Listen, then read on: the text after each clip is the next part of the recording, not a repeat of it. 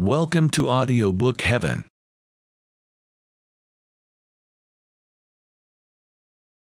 Chapter 3 of The Art of War by Sun Tzu. Translated by Lionel Giles. Chapter 3.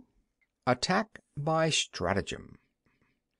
Sun Tzu said, "In the practical art of war, the best thing of all is to take the enemy's country whole and intact. To shatter and destroy it is not so good.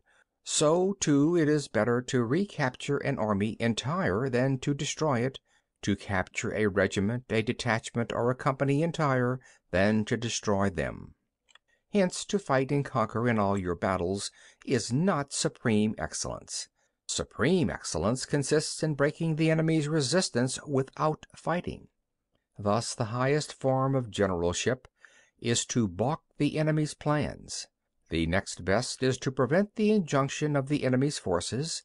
The next in order is to attack the enemy's army in the field, and the worst policy of all is to besiege walled cities. The rule is not to besiege walled cities if it can possibly be avoided.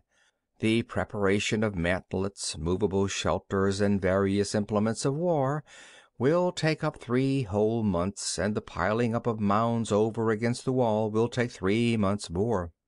The general, unable to control his irritation, will launch his men to the assault like swarming ants, with the result that 1/3 of his men are slain while the town still remains untaken.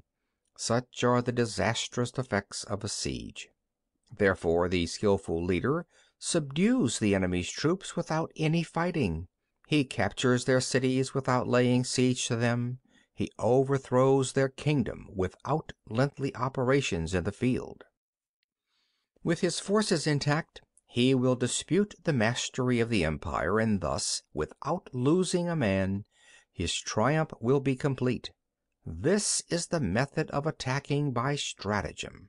It is the rule in war, if our forces are 10 to the enemy's 1, to surround him; if 5 to 1, to attack him; if twice as numerous, to divide our army into 2. If equally matched, we can offer battle; if slightly inferior in numbers, we can avoid the enemy; if quite unequal in every way, we can flee from him. Hence, though an obstinate fight may be made by a small force, in the end it must be captured by the larger force. Now, the general is the bulwark of the state. If the bulwark is complete at all points, the state will be strong. If the bulwark is defective, the state will be weak. There are 3 ways in which a ruler can bring misfortune upon his army. 1. By commanding the army to advance or to retreat, being ignorant of the fact that it cannot obey. This is called hobbling the army. 2. By attempting to govern an army in the same way as he administers a kingdom, being ignorant of the conditions which obtain in an army. This causes restlessness in the soldiers' minds. 3. By employing the officers of his army without discrimination, through ignorance of the military principle of adaptation to circumstances. This shakes the confidence of the soldiers. But when the army is restless and distrustful, trouble is sure to come from the other feudal princes. This is simply bringing anarchy into the army and flinging victory away.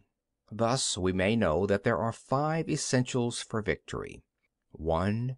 He will win who knows when to fight and when not to fight. 2. He will win who knows how to handle both superior and inferior forces. 3. He will win whose army is animated by the same spirit throughout all its ranks. 4. He will win who, prepared himself, waits to take the enemy unprepared.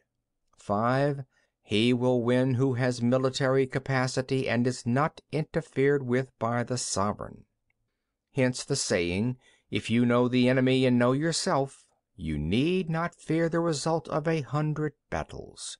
If you know yourself but not the enemy, for every victory gained you will also suffer a defeat. If you know neither the enemy nor yourself, you will succumb in every battle. End of chapter 3.